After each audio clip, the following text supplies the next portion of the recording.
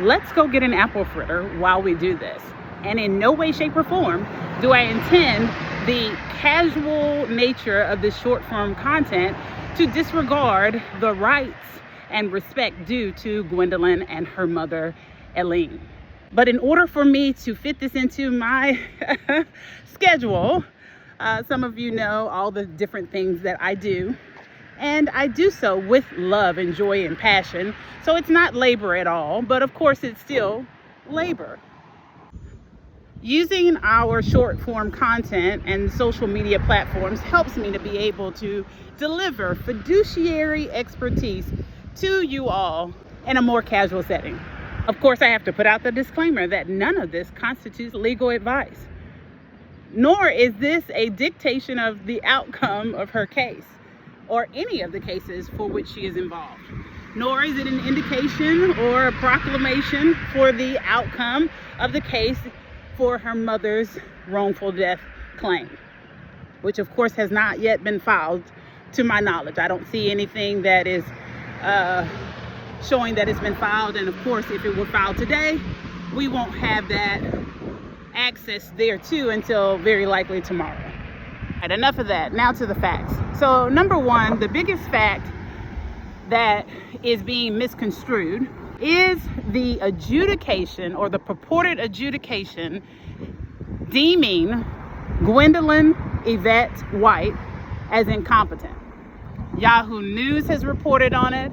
Her former attorney nodded to the likelihood of an adjudication in that regard, and that is not factual. Right, so the guardian ad litem, who actually is a licensed attorney, Cameron Stanton, actually noted in the report that there was a likelihood that the court would not find her qualified to serve as guardian ad litem for her mother, Elleen White, considering the pending misdemeanor stalking charge from 2023.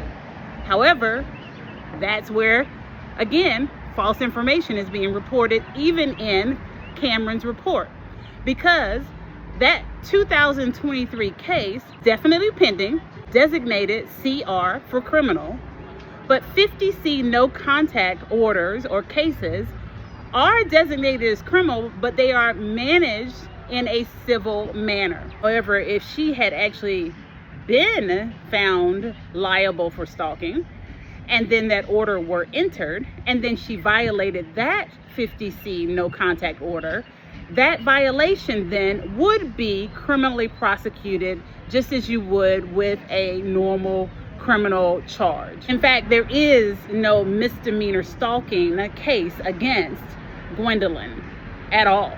And there is no determination in that case of her incompetence either. Now, admittedly, I haven't looked at that 50C no contact case, only because it's not accessible.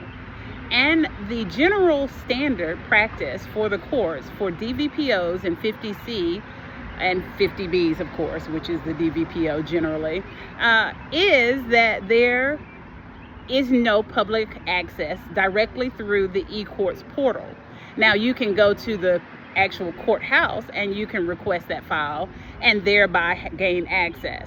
So I have not been able to access it from home, from my computer.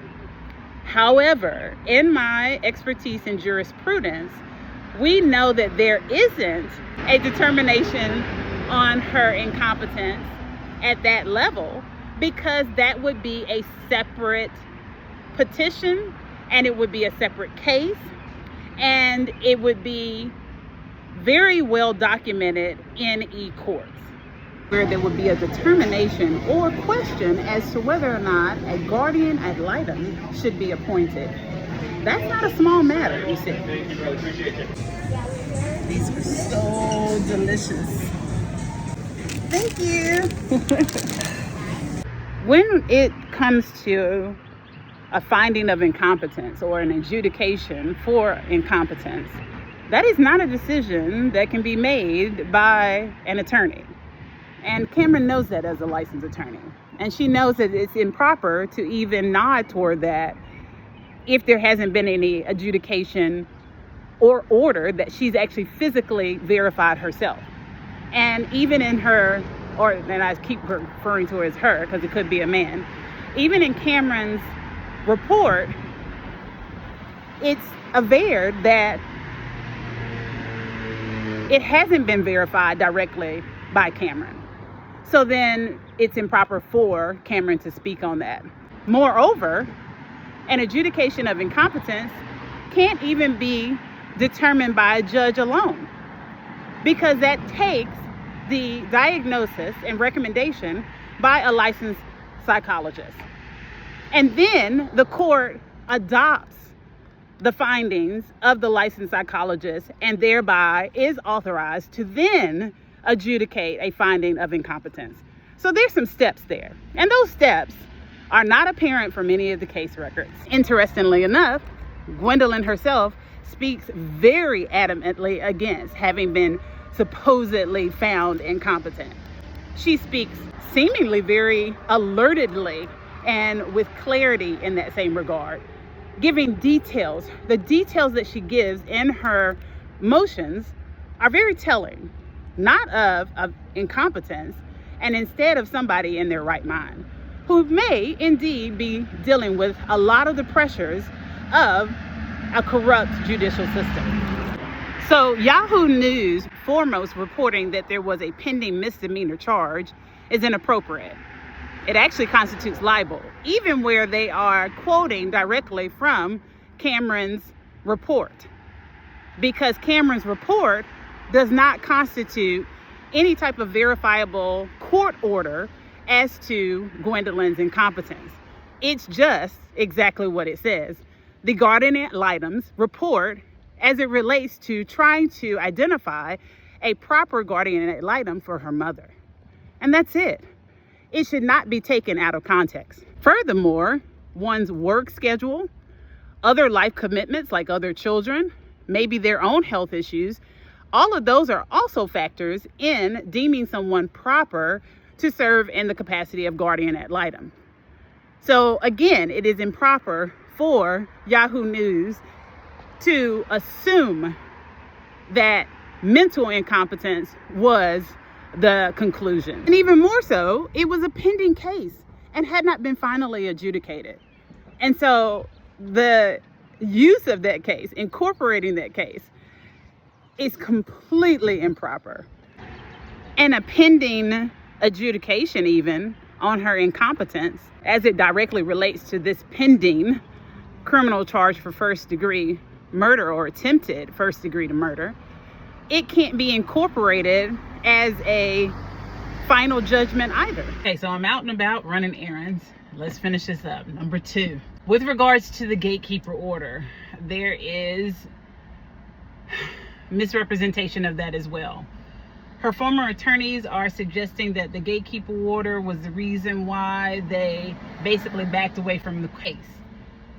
For someone who has been subject to a fraudulent gatekeeper order, I immediately picked up on all the Judge Margaret Eagle's gatekeeper order against Gwendolyn White gives her 2 ways to file her pleadings through a licensed attorney who's representing her. She's had at least 6 different private attorneys officially filing notice of appearing. Then there's the second way, which is by submitting a prosecutorial bond of $500 with her pleadings. There are some of the cases that I noticed that she definitely paid that prosecutorial bond. With the most recent counsel, Christopher Winker, in the renewed case for negligence from November 2019 against Eugene C. Myers. It's not just a claim of some just minor car accident or even a serious car accident without some type of hate crime motive. Christopher Winker doesn't even go into great detail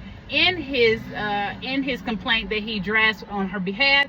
She speaks about that a lot in her motion, letting the court know that she has fired him and that Christopher Winker failed to actually include all those details and properly request the 911 record show that Eugene C. Myers allegedly rammed his car into Gwendolyn White 5 times.